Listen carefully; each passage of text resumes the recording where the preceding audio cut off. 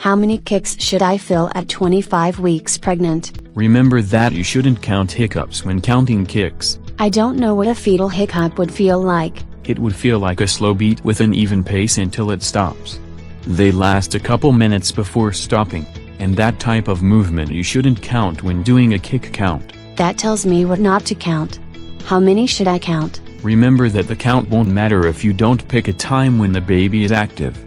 That's why they say to pick a time when the baby is active, like after eating or walking. I know you won't feel much fetal movement while walking. You'll get a better feel if you sit with your feet up or lie on your side.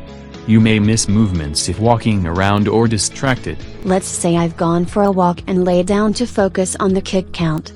What do I want to feel? A healthy indicator is 10 kicks or movements in less than 2 hours. 30 minutes is common, but they say 2 hours in case the baby was taking a nap. I didn't even know the baby had sleeping cycles like naps. Sure. They sleep about 12 to 14 hours a day, so a period of inactivity isn't bad. And yet they say the movement is an indicator of fetal health. It usually takes less than an hour to count 10 kicks. Well, any type of contact, whether a kick or elbow jab or headbutt to the diaphragm. Unless the baby is asleep.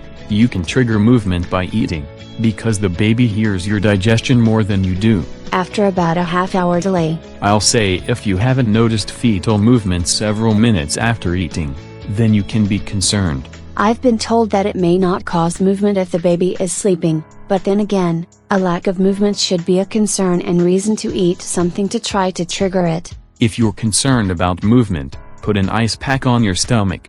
That'll get the baby to move. It can take a while to get that together. You are supposed to make sure the baby is awake first, like after you've been walking, or push on the stomach. A cold drink will wake him up too. That's a different version of the classic throw cold water on them to wake them up. And then there's the hope it doesn't give the person a heart attack. Tracking movements can let you know something is off before it affects the fetal heart rate. I've heard if movement stops, you could be having a miscarriage. At this point, it would be a stillbirth. And stillbirths are rarely sudden. They are still rare.